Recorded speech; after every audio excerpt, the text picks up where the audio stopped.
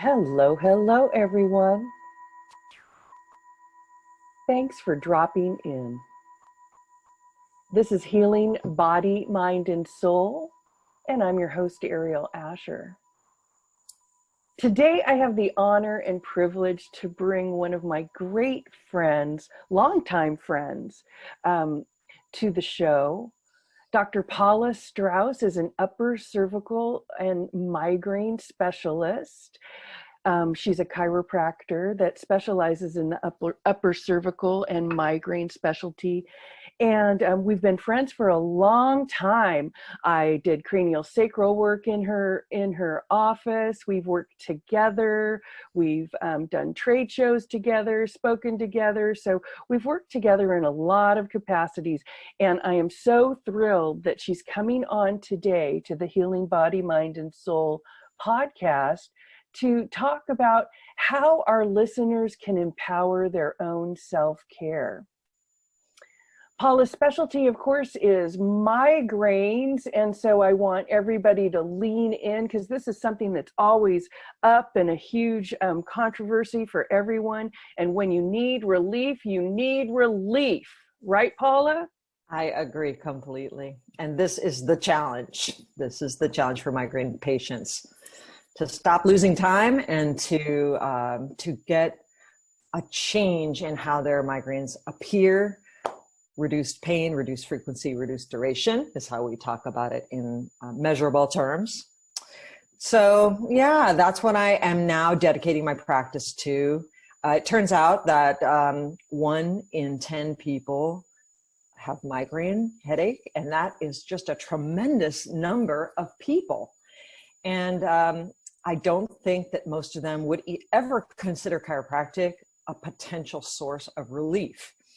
But it turns out that some areas of the spine, the very, very top of the spine, really control neurologically what happens with the migraine. And this is a difficult concept for people to understand, but if they have neck pain with their migraine, it becomes a lot easier. But if they just have migraine alone, I just want people to know that there is a specialty that can help them. It takes precision. It takes some special imaging techniques. I do these things at my office, and I want to just let this idea, this technique filter out into the world so that I can help more people, but also train other doctors to help more people. Yeah, this is a specialty that not that many practitioners actually practice this particular technique, Paula, right? You're in a small demographic for something that needs to be serviced in a huge way. Yes, this is absolutely right. And I just want to point out for your listeners, the ones who don't know about upper cervical chiropractic, it has nothing to do with your lady parts. It has to do... Oh, I'm so glad I'm so glad you cleared that up, because we need to clear it up. That never occurred to me, Paul. I get the question sometimes. Oh. So for listeners, the upper cervical means the upper neck. And if you have ever thought that your migraines start at the back of your head, like at the base of the skull, which we could also call the very top of the neck, then there is potential for the problems of the vertebral alignment to be interfering with the brain stem and the other really sensitive nerves that lead back up into your head. So I think if listeners get that idea, then it becomes more acceptable. It becomes more possible that changing the mechanics of the upper neck or the upper cervical area could influence the migraine. But I have to say, many of my migraine patients do not have neck pain. Maybe they have neck tightness they're not aware of. Maybe they don't connect their neck discomfort with their migraines. These are possible. But many of the ones that come to see me for my chiropractic services start by touching the back of their head and saying it all comes from way back here. And if they do that, then there's a really good chance that their upper neck is misaligned, and it's changing the nerve connection back up into the head. Seems simple. Seems simple. Well, it's their head's not on straight, really. I love the way you say that. Yes, that's right. Not on straight. Head is not on straight. Paula says it much better, but that's really what it comes down to. And the nervous system is being impinged, or there's being some Interference. Interference. Yeah. Paula, what got you into this very, very specific work? Well, way back when I was in chiropractic school, I entered chiropractic school with a Bachelor of Science degree in environmental science. So I was a scientist, and I was doing, kind of research and working in different companies from their science department. So when I got into chiropractic school, I was looking for the most scientific approach. So I could know, like, is one adjustment better than another? And I met a man in chiropractic school who was teaching the upper cervical principles, and he was teaching them along with neurologic principles. So he was saying, your adjustments are mechanical, but they correct things that are neurological, and this can influence how the whole body works. So I was very interested in that, and I asked him if he would mentor me through my chiropractic school and afterward. And I just became very interested in this work because we use diagnostic imaging outcome measures. So we use a test, in other words, to see how good the adjustment is for the patient, and if the adjustment is doing any good for the patient. So I think a lot of people who see chiropractors will have the crack and go experience, where they go into the office, they lie down on the table, the doctor comes in, cracks a couple things and says, thank you, great seeing you, please come back on Wednesday. And it works. Okay, chiropractic is great. It helps a lot of people. Of course, otherwise it wouldn't have survived, right? Exactly. Yes. But migraine patients need another level of care. They need relief very fast. And I did want to put in, as long as we're talking about it, that the treatment does not act like a pill. I always say there's pills that act like pills. You can have a pill that relieves your migraine headache, or perhaps stops it from blossoming into the full-on super severe headache. But this is more of a process of changing the head and neck alignment so that the nervous system rebuilds itself inside of your head and becomes more normal, less sensitive, less prone to shooting off those nerve cascades that start the migraine, and then there's no way to get it back once it's out. So I'm really interested in helping people through that process, because the result of the process is less numbers of headaches. No migraine medicine can say that. Less severity of headaches and less duration. They don't last as long. If I can get people to the point where their quality of life is just so much richer because they're not losing hours and hours to that pain, their anxiety goes down because they don't know, they don't have to worry that they're going to get the headache on vacation.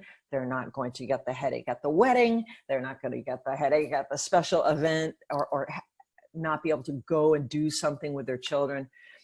These kinds of improvements can really happen with this kind of care. And if I can get someone to have dust layering their prescription of Imatrix, that's what I want. I want them. I want that sucker to expire. We want it on the back shelf of their, we want it on in their medicine cabinet, all the way in the back with dust formed on it. Exactly. That is a great vision. Yeah. That is a great vision. Paula, you said something about anxiety, and I wanted to hang out there for a moment. Sure. Because that's a cyclical thing. They get the anxiety about having the headache, which probably causes a headache. If I'm not mistaken, I think that stress can be a huge trigger. So I'm leading this in the anxiety and stress, because at the time of this recording, I know that in the Santa Clara County, at least, we're still on our social distancing, quarantine, lockdown. Do you have any super tips for migraine sufferers? I mean, I love that we're opening up the door. They know that there's possibility for them. But what if they can't get to you right now? How can they help themselves? I couldn't agree more with everything you said about anxiety as a stressor. And migraine people are, they're usually coming into my office like so savvy about what they do that triggers their headaches and what they can do to minimize the headaches. But for people who are new to the idea of triggers and new to the idea of controlling anxiety, I think a lot of the things that you have done in the past through your teaching and treatment, like meditation, even if it's just a small amount per day, the breathing will help physiologically. The meditation will soothe the nervous system and bring down that firing point, the triggering point for the migraine. And I think getting outside has to be one of the critical factors. And I know that people are very concerned about maintaining 6 feet away, but I feel like the 6 feet really applies more when you're in an enclosed space, like a grocery store. When you're outside, you have breezes, you have fresh air all around you. If someone passes you within 3 feet, your statistical risk is very, very low. So regular exercise, lots of water, more than you think, lots of water. Give in to the water. Water is important. Yeah. And then probably maintaining a regular day schedule. I think for all of us mentally, this is critical, that you get up at around the same time, you do the same, processes of getting ready for the day. You sit down and structure your day in a way that repeats itself. And that way, every day, you're lowering your anxiety because you know what's going to happen the next day. So the regularity of sleep, the regularity of schedule, I think would be very helpful to most. That's huge. Oh, yeah. I think that's huge. And the consistency. Consistency. Yeah, the consistency. And I think when you have kids too, that would also help to have them be on a regular schedule, something that is predictable in a time where we're not having a lot of predictability. Who knows what tomorrow will be. At the time of this recording, Paula, I woke up this morning and all the power was off in the house. And I thought, oh no, not this too, right? I wasn't even sure if I was going to be able to spend time with you today. So I definitely on my gratitude and meditation list was the electricity. It was only out for about the first hour this morning. But even that, it really made me pause and think. I'm like, wow, look at how many things, right? Look at all the layers of things that can, that we take for granted, that can cause stress. Yes. Right? I feel for you. That must have been a little upsetting. Yeah. Well, because everybody is, they call it pivoting at this time, and everybody is trying to get online. And for just a nanosecond, my universe imploded just a bit. But no worries. I have plenty of tools. And although I haven't been in for a Paula adjustment, I can speak to it though. I can speak to what I love and what made me want to work with Paula. And now Paula, we have been working together since early 2000s. I think. I think so probably, too. Probably maybe 2005 or 2007, somewhere in there. I had my massage and Reiki practice inside of a flotation, of Cloud 9, inside of a flotation tank place. And I don't know if you know, but I'm still an avid floater. And before this quarantine, until very, very recently, I float every single week as part of my self-care.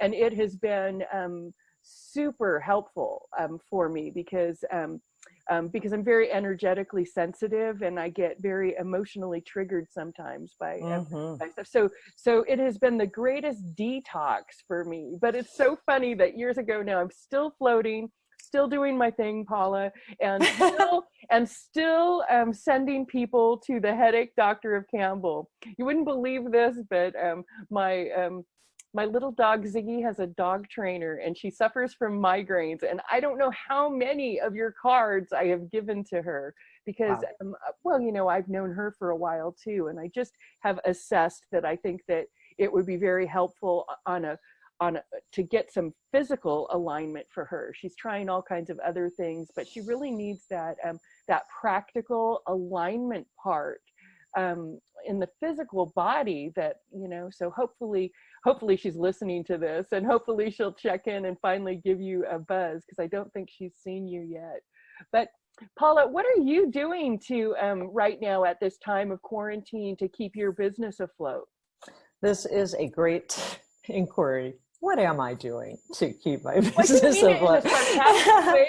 I mean, because you're doing this podcast today, so obviously, Right. You are an expert, Paula. I mean, hands down. But are you scheduling more? Are you scheduling more talks? I do know that you're a great speaker. Are you scheduling more talks? Thank you. Right now, chiropractors considered essential workers, so my office is open. And I didn't know that. Yes. So because we're in the health services field, and to take pressure off of hospitals. So if someone had like a severe back pain, severe pinched nerve of some kind, that they can come to a chiropractor and avoid going to the hospital or ER. I see. Okay. So amazingly, I have this Groupon, and the Groupon has done very, very well and given a lot of patients opportunities to come in and try with a 3-visit package to try the treatment and see if it fits with them. So I'm eternally grateful to Groupon for doing that. My Great. social activity, I believe my practice is turning a bit from a general practice plus migraine into a more focused migraine practice. It's not that I won't take other cases, but what I want is to serve the migraine community. So my next social media project would be to get on Instagram with this migraine focus. And there are many podcasts that address migraine.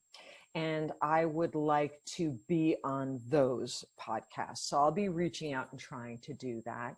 It's not that I won't be doing any more public work in the area around me. So we live in Silicon Valley. So that's, a place chock full of people with headache issues. But I'd like to take advantage more of social media because the migraine populace only has the only treatments they have that they're aware of are drug therapies, in addition to what we just talked about: meditation, hypnotherapy, avoiding triggers, and so on, lifestyle change.